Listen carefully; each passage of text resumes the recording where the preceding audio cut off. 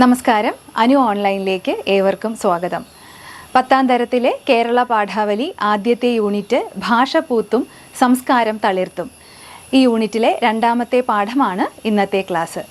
ഉണ്ണായി വാര്യർ രചിച്ച നളചരിതം ആട്ടക്കഥ 1ാം ദിവസത്തിൽ നിന്നാണ് പാഠഭാഗം എടുത്തിരിക്കുന്നത്.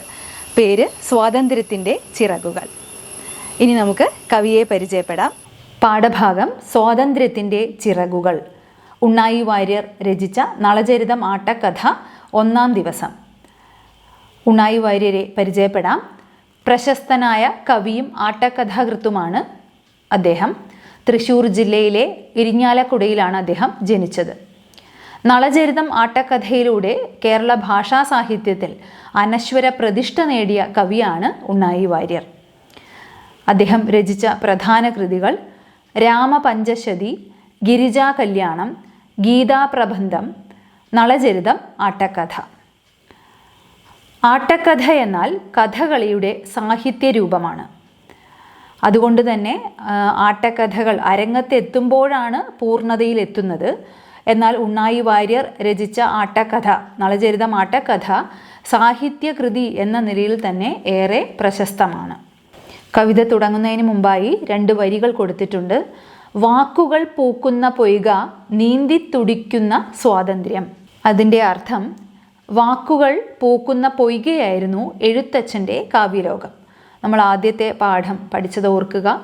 നമ്മുടെ ഭാഷാപിതാവായ എഴുത്തച്ഛൻ്റെ കാലഘട്ടത്തിലുള്ള ഭാഷയുടെ വികാസം എത്തരത്തിലുള്ളതായിരുന്നു എന്നുള്ളതാണ് അവിടെ സൂചിപ്പിച്ചിരിക്കുന്നത്.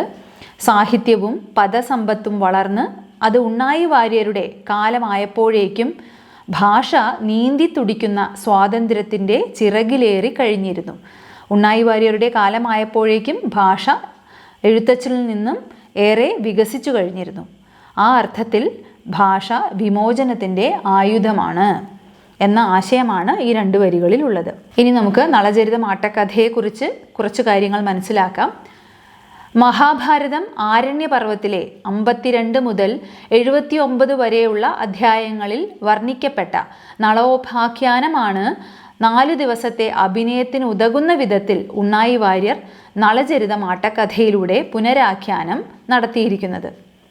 നിഷധ രാജാവായ നളൻ്റെയും വിദർഭ രാജപുത്രിയായ ദമയന്തിയുടെയും പ്രണയവും വിവാഹവും വിരഹവും ഒടുവിൽ കലിദോഷമെല്ലാം തീർന്ന് ശിഷ്ടകാലം ദമയന്തിയോടൊന്നിച്ച് സുഖജീവിതം നയിക്കുന്നതുമാണ് നളചരിതത്തിലെ കഥ.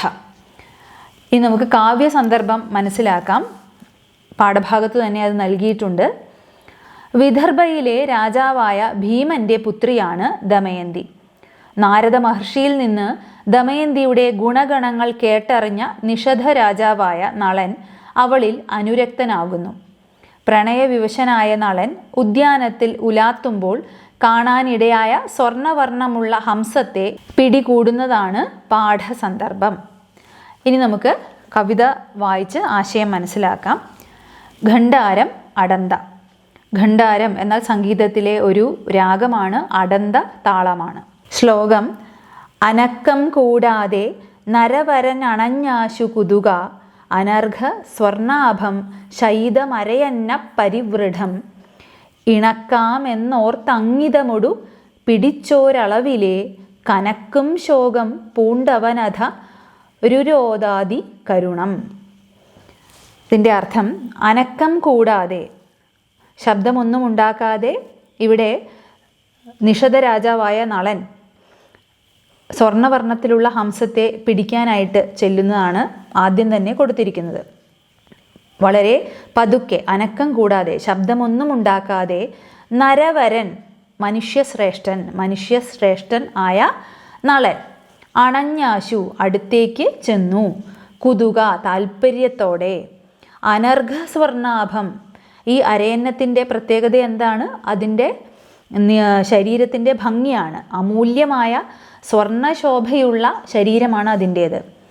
ശൈതമരയന്ന പരിവൃഢം, ശൈതം കിടക്കുകയാണ് ഈ അരയന്നം. അങ്ങനെ ഉറക്കത്തിലിരിക്കുന്ന അരയന്നത്തെ ശബ്ദമുണ്ടാക്കാതെ താൽപ്പര്യത്തോടുകൂടി അടുത്ത് ചെന്ന് പിടികൂടുകയാണ് ഇവിടെ നളൻ. പരിവൃഢം, അരയന്ന പരിവൃഢം, അരയന്നത്തിൽ ശ്രേഷ്ഠനായിട്ടുള്ളവൻ, പരിവൃഢം എന്നാൽ ശ്രേഷ്ഠനായിട്ടുള്ളത് എന്നാണ്. ഇണക്കാമെന്നോർത്ത്, അതിനെ എന്തിനാണ് പിടിക്കുന്നത് നളൻ? ഇണക്കാനാണ്, അല്ലാതെ ഉപദ്രവിക്കാനല്ല.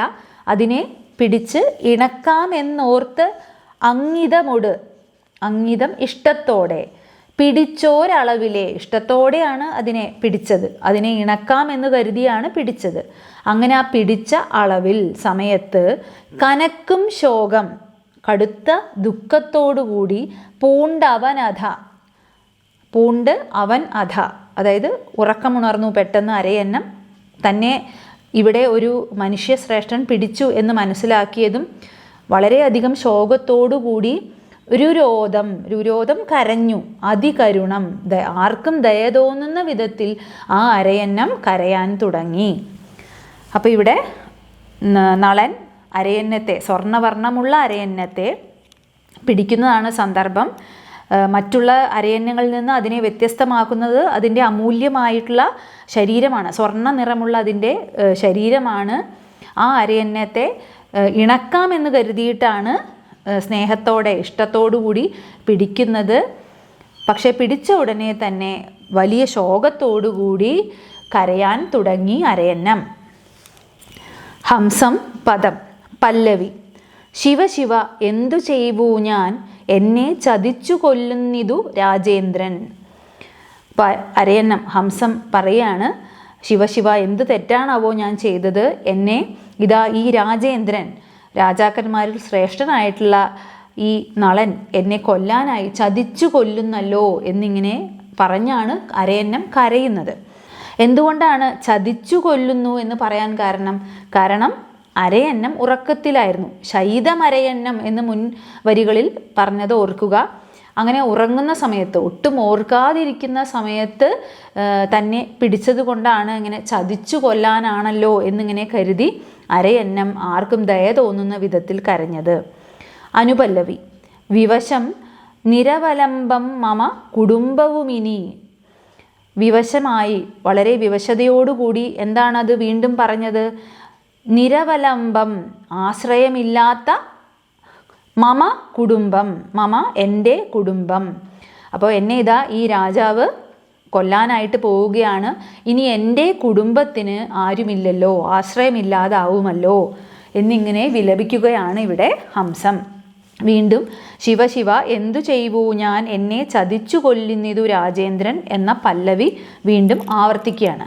ബ്രാക്കറ്റിൽ അതുകൊണ്ടാണ് ശിവശിവ എന്നിങ്ങനെ കൊടുത്തിരിക്കുന്നത്. ആട്ടക്കഥയിൽ ആ രീതിയിലാണ് കഥകളി പദം തുടങ്ങുന്നത്, അങ്ങനെയാണ്. അപ്പോൾ വീണ്ടും ഇടയ്ക്കിടയ്ക്ക് ഇത്തരത്തിലുള്ള പ്രധാനപ്പെട്ട വരികൾ ആവർത്തിച്ചു കൊണ്ടേയിരിക്കുന്നു. ചരണം 1. ജനകൻ മരിച്ചുപോയി തനയൻ ഞാൻ ഒരുത്തനൻ, ജനനി തൻ്റെ ദശയിങ്ങനെ.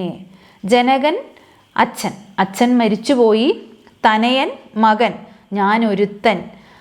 അപ്പോൾ വീണ്ടും ഇവിടെ ഹംസം വിലപിക്കുകയാണ്. തൻ്റെ അച്ഛൻ മരിച്ചു പോയിരിക്കുന്നു, ഞാൻ ഒരു മകനേ ഉള്ളൂ. ജനനി അമ്മ, തൻ്റെ ദശയിങ്ങനെ, ആ അമ്മയുടെ അവസ്ഥ ഇനി എന്താവുമോ എന്തോ എന്നിങ്ങനെ വിലപിക്കുകയാണ് ഇവിടെ ഹംസം. രാജേന്ദ്രൻ തന്നെ ചതിച്ചു കൊല്ലാനായിട്ട് പോവുകയാണ്. തൻ്റെ കുടുംബത്തിന് ഇനി ആരും ആശ്രയമില്ല എന്ന് പറയാൻ കാരണം എന്താണ്? തൻ്റെ പിതാവ് മരിച്ചു പോയിരിക്കുന്നു, താൻ ഒരേ ഒരു പുത്രനാണ്. ഇനി ഈ അവസരത്തിൽ പിതാവും മകനും നഷ്ടപ്പെട്ടു പോകുന്ന തൻ്റെ അമ്മയുടെ അവസ്ഥ എന്താവുമോ എന്നിങ്ങനെ വിലപിക്കുന്നു ഹംസം. അഭിജ മമദയിത കളിയല്ല അനതിചിരസൂത പ്രാണൻ കളയുമതിവിദുര, എന്നാൽ കുലമിതമഖിലവും അറുതി വന്നിതു. അഭിജ, അതുമാത്രമല്ല, തൻ്റെ കുടുംബത്തിൻ്റെ അവസ്ഥയെക്കുറിച്ച് ഹംസം പറയുകയാണ്. തൻ്റെ അച്ഛൻ മരിച്ചുപോയി, താൻ ഒരേ ഒരു പുത്രനേ ഉള്ളൂ, അമ്മയുടെ അവസ്ഥ എന്താവുമോ എന്നിങ്ങനെ വിലപിക്കുന്നതിൻ്റെ ഇടയിൽ വീണ്ടും ഹംസം പറയുന്നു, അതുമാത്രമല്ല ദയിത, തൻ്റെ പത്നി ഭാര്യ, കളിയല്ല അനതിചിരസൂത, പ്രസവിച്ച് അധികം നാൾ ആവാത്തവളാണ് തൻ്റെ ഭാര്യ. താൻ ഇപ്രകാരം ഒരു രാജാവിൻ്റെ കയ്യാൽ കൊല്ലപ്പെട്ടു എന്നറിഞ്ഞാൽ പ്രാണൻ കളയും. അവൾ ഉടനെ തന്നെ എന്ത് ചെയ്യും? ധർമ്മപത്നിയായ അവൾ എന്തു ചെയ്യും? ഉടനെ തന്നെ അവളുടെ പ്രാണൻ വെടിയും. അതിവിതുര, അതിദുഃഖത്താൽ. അത്രയും പ്രാണപ്രിയയാണ് തൻ്റെ പത്നി. അവളാകട്ടെ പ്രസവിച്ച് അധികം ദിവസമാകാത്തവളാണ്. താൻ ഇപ്രകാരം തൻ്റെ ഭർത്താവ് ഇത്തരത്തിൽ ഒരു രാജാവിൻ്റെ കയ്യാൽ കൊല്ലപ്പെട്ടു എന്നറിഞ്ഞാൽ അവൾ ഉടൻ തന്നെ അവളുടെ പ്രാണൻ വെടിയും. എന്നാൽ കുലമിതം അഖിലം, അങ്ങനെയാണെങ്കിൽ തൻ്റെ കുലം, വംശം, അഖിലം മുഴുവൻ അറുതി വന്നിതു. തൻ്റെ കുലം ഇതാ ഇവിടെ നശിക്കാൻ പോവുകയാണ്. തൻ്റെ ഭാര്യ നഷ്ടപ്പെട്ടു കഴിഞ്ഞാൽ പിന്നെ തൻ്റെ കുലത്തിൽ അടുത്ത വംശം നിലനിർത്താനായിട്ട് വംശവും അറുതി വരും. അപ്പോൾ തൻ്റെ ഭാര്യ നഷ്ടപ്പെട്ടാൽ പിന്നെ എന്ത് സംഭവിക്കും? കുലത്തിന് അറുതി വരും എന്നാണ് ഇവിടെ പറയുന്നത്. അപ്പോൾ രാജാവ് തന്നെ ഇപ്രകാരം ചതിച്ചു കൊല്ലാനാണ് ഉദ്ദേശമെങ്കിൽ തൻ്റെ അമ്മയുടെ അവസ്ഥ ഇപ്രകാരമാകുമല്ലോ. ഭർത്താവും മകനും മരിച്ച ഒരു അമ്മയുടെ ദയനീയമായ അവസ്ഥയെക്കുറിച്ച് പറയുന്നതിനോടൊപ്പം തൻ്റെ ഭാര്യയെക്കുറിച്ചുകൂടി ഇവിടെ ഹംസം പറയുകയാണ്. പ്രസവിച്ച് അധികനാളാവാത്ത അവൾ ഉടനെ തന്നെ തൻ്റെ പ്രാണൻ വെടിയും. അങ്ങനെയെങ്കിൽ തൻ്റെ വംശത്തിന് അറുതി വരും, നാശം സംഭവിക്കും എന്നിങ്ങനെ പറയുന്നു. വീണ്ടും ശിവ ശിവ എന്തു ചെയ്വൂ ഞാൻ, എന്നെ ചതിച്ചു കൊല്ലുന്നിതു രാജേന്ദ്രൻ. ചരണം 2. ചെറുതും പിഴ ചെയ്യാതോരെന്നെ കൊന്നാൽ ബഹുദുരിതമുണ്ടു തവ ഭൂപതേ. ചെറുതും പിഴ ചെയ്യാതെ, അല്പം പോലും തെറ്റു ചെയ്യാത്ത എന്നെ കൊന്നാൽ ബഹുദുരിതം, വലിയ ദുരിതമുണ്ടാകും. അല്ലയോ ഭൂപതേ, രാജാവേ, അങ്ങ് എന്നെ കൊല്ലുകയാണെങ്കിൽ, ഞാൻ അങ്ങേക്ക് ഒരു ദോഷവും വരുത്തിയിട്ടില്ല, ഒരു തെറ്റും ഞാൻ ചെയ്തിട്ടില്ല. അല്പം പോലും, അതാണ് ചെറുതും പിഴ, ചെറിയൊരു തെറ്റ് പോലും ചെയ്യാത്ത എന്നെ കൊന്നാൽ വലിയ ദുരിതമാണ് ഉണ്ടാവുക രാജാവേ. മനസ്സി രുചിജനകം എൻ്റെ ചിറകു മണികനകം, ഇതുകൊണ്ടാകാ നീ ധനികൻ, അയ്യോ ഗുണവും അനവധി ദോഷമായിതു. ഇനി വീണ്ടും അരയന്നം സങ്കല്പിക്കുകയാണ്, വിചാരിക്കുകയാണ്. മനസ്സി രുചിജനകം, നീ എന്തിനായിരിക്കാം എന്നെ പിടിച്ചിട്ടുണ്ടാവുക? മനസ്സിൽ കൊതി ഉണ്ടാക്കുന്ന തരത്തിലുള്ള എൻ്റെ ചിറകാണോ, എൻ്റെ ശരീരമാണോ? മണികനകം, അമൂല്യമായ സ്വർണവർണ്ണമുള്ള എൻ്റെ ചിറകായിരിക്കാം ഒരു പക്ഷേ നിന്നെ ഈ പ്രവൃത്തി ചെയ്യാൻ പ്രേരിപ്പിച്ചത്. ഇതുകൊണ്ടാകാ നീ ധനികൻ, ഇത് കിട്ടിയതുകൊണ്ട് നീ ഒരിക്കലും ധനികനാവാൻ പോകുന്നില്ല. എൻ്റെ സ്വർണ്ണ നിറമുള്ള, ആരെയും കൊതിപ്പിക്കുന്ന എൻ്റെ ചിറകുകൾ, അത് കണ്ടിട്ടാവാം നീ എന്നെ പിടിച്ചിട്ടുണ്ടാവുക. പക്ഷേ ഇതുകൊണ്ടൊന്നും നീ ധനികനാകാൻ പോകുന്നില്ല. വീണ്ടും തൻ്റെ വിധിയോർത്ത് കരയുന്നു. അയ്യോ ഗുണവും അനവധി ദോഷമായതു. എന്നെ മറ്റുള്ളവരിൽ നിന്ന് ഏറ്റവും ഗുണവാനാക്കുന്നത് എൻ്റെ ശരീര സൗന്ദര്യമാണ്. ആ ശരീര സൗന്ദര്യം എന്ന് പറയുന്നത് സ്വർണ്ണവർണ്ണത്തിലുള്ള ചിറകും മേനിയുമാണ്. അതിപ്പോഴെന്തായി തീർന്നിരിക്കുന്നു? എനിക്ക് തന്നെ ദോഷമായല്ലോ എന്നിങ്ങനെ വിലപിക്കുന്നു അരയന്നം. ഗുണവും അനവധി, മറ്റുള്ള ഹംസങ്ങളെ പോലെയല്ല താൻ, അവരിൽ നിന്ന് എന്നെ ഏറ്റവും ഗുണവാനാക്കുന്ന ഈ സ്വർണ്ണവർണ്ണമുള്ള ചിറകും ശരീരവും അത് ഗുണത്തേക്കാളേറെ ഇപ്പോഴെനിക്ക് ദോഷമായി ഭവിച്ചല്ലോ എന്നിങ്ങനെ കരയുന്നു. വീണ്ടും ശിവ ശിവ എന്തു ചെയ്വൂ ഞാൻ, എന്നെ ചതിച്ചു കൊല്ലുന്നിതു രാജേന്ദ്രൻ എന്ന വരി പാടുന്നു. അടുത്തത് സാവേരി അടന്ത. വീണ്ടും സാവേരി എന്നുള്ളത് സംഗീതത്തിലെ ഒരു രാഗമാണ്. അടന്ത താളവും. നളൻ ഇനി മറുപടി പറയുകയാണ് ഇതിനൊക്കെ. പദം ചരണം 1. അരിക ഹംസമേ അരുതു പരിദേവിതം, വിരസഭാവമില്ല നിന്നിൽമേ. അരിക ഹംസമേ, അല്ലയോ ഹംസമേ നീ അറിഞ്ഞോളൂ. അരുതു പരിദേവിതം, ഇങ്ങനെ കരയരുത്. പരിദേവിതം, വിലപിക്കരുത്, സങ്കടപ്പെടരുത്. വിരസഭാവമില്ല നിന്നിൽമേ, നിന്നോട് എനിക്ക് ഇഷ്ടക്കേടില്ല. വിരസം ഇഷ്ടക്കേട്. എനിക്ക് നിന്നോട് യാതൊരു വിരോധവുമില്ല, ഇഷ്ടക്കേടില്ല. നീ ആദ്യം ഈ കരച്ചിലൊന്ന്, ഈ വിലാപമൊന്ന് നിർത്തൂ. ദേഹമനുപമിതം കാൺമാൻ മോഹപരമുദിതം നിങ്കൽ സ്നേഹമേ വിഹിതം, ന മയാ ദ്രോഹ മിതു പൊഴുതു മമരഘകവര ഗുണനിധേ, ഖേദമരുതുതേ പറന്നിച്ചയൊത്ത വഴി ഗച്ഛ നീ. ദേഹം അനുപമമാണ്. നിന്റെ ശരീരം കാണാൻ പറഞ്ഞതുപോലെ വളരെ മനോഹരമാണ്. മോഹഭരമുദിതം, കവിഞ്ഞ മോഹം, അതിരിൽ കവിഞ്ഞ മോഹം ജനിപ്പിക്കും നിന്റെ ശരീരം കണ്ടാൽ. അത്രയും മനോഹരമാണ് നിന്റെ ശരീരം. നിങ്കൽ സ്നേഹമേ വിഹിതം, നിന്നെ ഞാൻ ഇപ്രകാരം പിടിച്ചത് എന്തുകൊണ്ടാണ്? നിന്നോടുള്ള, നിങ്കൽ എന്ന് വെച്ചാൽ നിന്നോടുള്ള സ്നേഹം കൊണ്ടാണ് ഞാനത് ചെയ്തത്. നിന്നെ അത്രമേൽ ഇഷ്ടമായതുകൊണ്ട്, നിന്റെ ശരീരം കാണാൻ അത്രയും ഭംഗിയുള്ളത് കൊണ്ടും നിന്നോടുള്ള സ്നേഹം കൊണ്ടുമാണ് ഞാൻ നിന്നെ പിടിച്ചത്. ന മയാ ദ്രോഹ, ഞാൻ ദ്രോഹിക്കാൻ വേണ്ടിയിട്ടല്ല, അല്ല എന്നുള്ള അർത്ഥമാണ്. ദ്രോഹം വിചാരിച്ചിട്ടല്ല, നിന്നെ കൊല്ലണമെന്നോ ചതിച്ചു കൊല്ലണമെന്നോ ഒന്നും എൻ്റെ മനസ്സിലില്ല. അതുകൊണ്ട് നീ ആദ്യം വിലാപം നിർത്തൂ. നിന്നെ ദ്രോഹിക്കണമെന്നുള്ള ചിന്ത എനിക്കില്ല. ഇതു പൊഴുതു അമരഗഘവര, ഈ അവസരത്തിൽ നീ അത് ചിന്തിക്കരുത്, നീ വിലപിക്കരുത്, നിന്നെ ഉപദ്രവിക്കണമെന്ന ചിന്ത എനിക്കില്ല. അമരഗഘവര, ഗഗം പക്ഷി, പക്ഷികളിൽ ശ്രേഷ്ഠനായിട്ടുള്ളവൻ.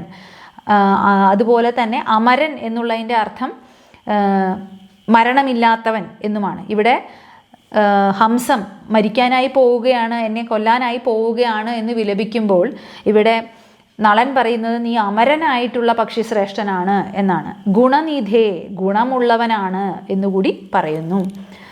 ഖേദമരുതുതേ, ഈ അവസരത്തിൽ നീ ഖേദിക്കരുത്, വിഷമിക്കരുത്. പറന്നിച്ചയൊത്ത വഴി ഗച്ഛ നീ, നിനക്കിഷ്ടമുള്ള ഇടത്തേക്ക് നീ പറന്നു പോയിക്കൊള്ളൂ. പറന്ന് ഇച്ഛയൊത്ത വഴി, ഇച്ഛ ഇഷ്ടമുള്ള വഴിക്ക്, ഗച്ഛ പോവുക നീ എന്നാണ്. അപ്പോൾ ഇവിടെ സ്നേഹത്തോടെ ആണ് ഞാൻ നിന്നെ പിടിച്ചത്. എനിക്ക് നിന്നോട് ഒരു ഇഷ്ടക്കേടുമില്ല. എൻ്റെ ഭാഗത്ത് നിന്ന് നിനക്ക് ഒരു ഉപദ്രവവും ഉണ്ടാവുകയില്ല. നിൻ്റെ ശരീരഭംഗി അത്രയും മനോഹരമാണ്, അതുകൊണ്ടാണ് ഞാൻ പിടിച്ചത്. നീ ഗുണവാനാണ് എന്നൊക്കെ പറഞ്ഞ് നിനക്കിഷ്ടമുള്ള വഴിക്ക് നീ പറന്നു പോയിക്കൊള്ളൂ പക്ഷി ശ്രേഷ്ഠ എന്നിങ്ങനെ സ്വാതന്ത്ര്യത്തിൻ്റെ ആ ചിറകുകൾ വിടുവിക്കുകയാണ് ഇവിടെ നളൻ. ഏതൊരു ജീവിക്കും സ്വാതന്ത്ര്യം വളരെ വലുതാണ് അല്ലേ? ബന്ധുര കാഞ്ചന കൂട്ടിലാണെങ്കിലും ബന്ധനം തന്നെ പാരിൽ എന്ന കവിവചനം കൂടി ഇവിടെ ഓർത്തു വയ്ക്കാം. സൗന്ദര്യം കൊണ്ട് അതിനെ പിടിച്ചു വയ്ക്കുന്നവർ ഓർക്കണം. പക്ഷികളെയൊക്കെ കൂട്ടിലിട്ട് അടച്ചു വളർത്തുന്നവർ ചിന്തിക്കേണ്ട ഒന്നാണ്. ഭംഗി കൊണ്ട് നമ്മളതിനെ നമ്മുടെ സ്വാർത്ഥത കൊണ്ട് നമുക്ക് കാണാനുള്ള ആഗ്രഹം കൊണ്ട് പിടിച്ചു വയ്ക്കുമ്പോൾ അത് ആഗ്രഹിക്കുന്നത് വിശാലമായ നീലാകാശമാണ്. ഇവിടെ അതുകൊണ്ടാണ് കാവ്യഭാഗത്തിന് സ്വാതന്ത്ര്യത്തിൻ്റെ ചിറകുകൾ എന്ന തലക്കെട്ട് കൊടുത്തിരിക്കുന്നത്. ഈ ഹംസമാണ് പിന്നീട് ദമയന്തിയുടെ അടുത്ത് ചെന്ന് നളനെക്കുറിച്ച് പറയുന്നത്, ദൂത് പോകുന്നത്. അങ്ങനെ ഈ സ്വർണ്ണവർണ്ണമുള്ള ഹംസത്തിൻ്റെ വിവരണത്തിൽ നിന്നാണ് നളനെക്കുറിച്ച് ദമയന്തി അറിയുന്നതും ദമയന്തിക്ക് തിരിച്ച് നളനോട് പ്രണയം ജനിക്കുന്നതും. അപ്പോൾ ഈ ഭാഗത്തെ ഹംസം എന്ന് പറയുന്നത് നളചരിതമാട്ട കഥയിലെ ഒരു പ്രധാന കഥാപാത്രം തന്നെയാണ് എന്ന് മനസ്സിലാക്കുക. പാഠഭാഗത്തിൻ്റെ ആശയം ഏവരും മനസ്സിലാക്കി കാണുമെന്ന് കരുതുന്നു. അടുത്ത ക്ലാസ്സിൽ പാഠഭാഗവുമായി ബന്ധപ്പെട്ട പഠന പ്രവർത്തനങ്ങളാണ്. ഇന്നത്തെ ക്ലാസ് ഇവിടെ അവസാനിപ്പിക്കുകയാണ്. നന്ദി, നമസ്കാരം.